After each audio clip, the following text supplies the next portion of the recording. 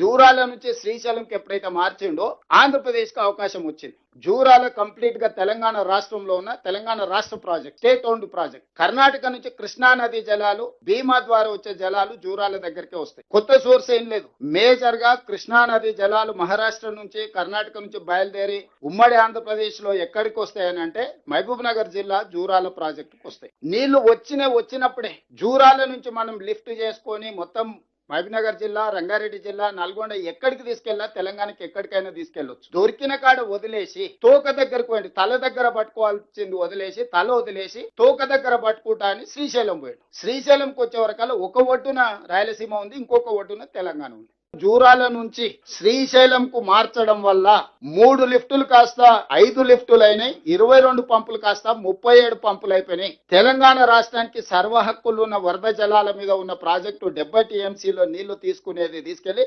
Combined state project అవ్వడం వల్ల జల వివాదాన్ని సృష్టించి వాళ్ళు సింపుల్ కేసు వేసారు. ఆంధ్రప్రదేశ్ సోర్స్ మారింది, టీఎంసీ మారింది, అంచనా మారింది కాబట్టి ఇది కొత్త ప్రాజెక్టు, ఉమ్మడి రాష్ట్రంలో మంజూరైన ప్రాజెక్టు కానే కాదు ఇది.